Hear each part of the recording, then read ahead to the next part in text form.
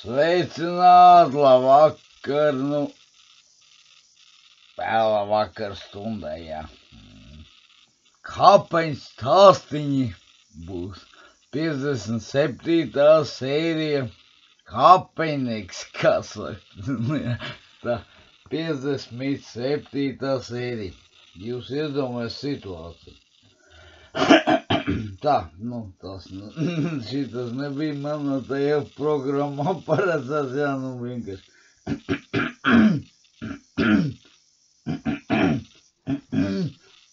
Nē, tas tā jau pēc, labi.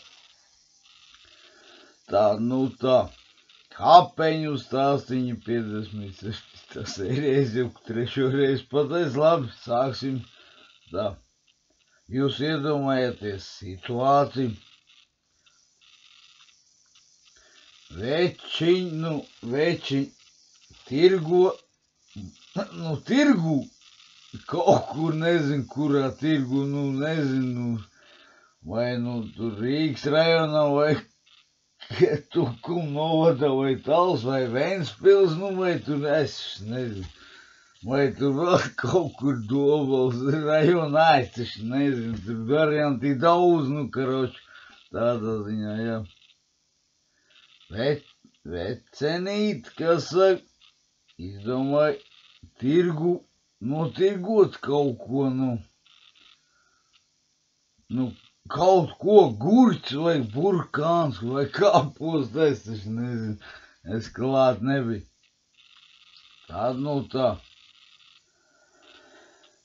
Vecen, kas saka, sagatavojusies aizpīzus, aizbūjies, ar agro autobusu, pieņemsim, vilcienu, vai, nezinu, kaut kā taksometri, vai es nezinu, kaut ko, vai tur zirgiem, vai tur tačku, vai ko, es taču nezinu, tā. Vecen, karoči, ieņem tirgu savu galdišu, savus beņķā, sakramē tur visu savus produkts, to, ko kāds varētu nopirkt. Tā, viņi sēž, jā, jau kaut kā cilvēks sāk grozīties, jau viņš būs labienīgs. Tikai jautājums, cikos tas pūksteņus bija, kā jūs domājat? Tagad ir tumšais laiks, vai vakara, vai no rīta 6 pulksteņos, kā saka, vakara būtu 18:00. Bet šī gudrinieci jau tur jau 6 no rīta, jau maut jau visu tumšu, viņu pat nevar saprast. Līdz vakars vai rīt, tumši ir tikpat, cik vakara, tikpat no rīta, kas saka. Viens čalīs garām viņš vecenīs, vai dēliņ, jūs nevarat pateikt man lūdzu, cik ir pulkstenis. Čals izvāk pulksteni, kāpat ārā, paik, vai uz roku, vai kādu, paskatās. Oi, vecenīt, 6 no rīta.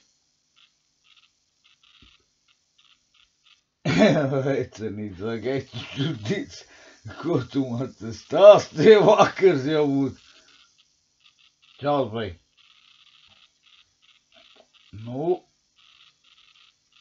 Tumši ir, varētu būt arī vakars, kas saka, tai tantiņai. Tantiņa, bļaģis, galīga, akal esi sajauku uz pulksteni. Blīns, man vajadzēja no rīta būt. Tādā ziņā. Čals saka, es tev nevaru neko palīdzēt. Vecens sēž, varbūt negrib kaut ko burkāns nopirkt. Kāpus galva, kartupeli viena vismaz, tādā ziņā. Čals domā, bļāģi, sakalīt, 1 rubls ir kabatā, ko tā tevim vecen darīs, arī es neko nesaprotu, ko tu gribi no māc arī. Nu tādā ziņa, blin. Labi, davai 1. Pa 1 rublu es nopirkšu kaut ko no tev, lai tev mājās biļeti iznāk. Tādā ziņa. Nu, pa 1 rublu čāls paņem nopirkt jau, lai viņiem māju ceļam sanāk vismaz. Nu, tādā ziņā izpalīdzēja tantiņai, nu, tie arī tāda būtībā kāpeņu stāstiņa jauns stāstamais ir galā. Nu, vienkārši izlīdzē, lai tantiņa tiek mājās, jo viņa tā muļķā vecen sajūs pūkstens. Viņa domāja, ka nu rīts agrs, neizrādās vakars, nu, ko tad darīs? Tad tā vecen turbūt arī palikusi nosalus vai vēl kaut ko, nezinu, kaut kur vispār sajūs laiku vienkārši. Viņa domāja, ka rīts, bet izrādās vakars, jo tagad jau tas pats ir no rīta. Pūkstens jau līdzīgā, ne, bet ir tikai viena atšķirība, ka tas ir vakars. Nu, var teikt, jau uzreiz jau arī ir labu nakti, arī čaujnieks, kas saka, ja vajag. Nu, jums nav tā gadījies, ka jūs cilvēkiem kaut kāda veida izpalīdz, nu, ne jau tikai nozākā, tur nolamā vai vēl kaut kā.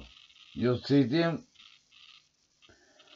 tā ir nesanāk, būs tā kā tantiņa, viņi vienkārši sajaus pūksteņus un čāls izpalīdzēja tādā ziņā.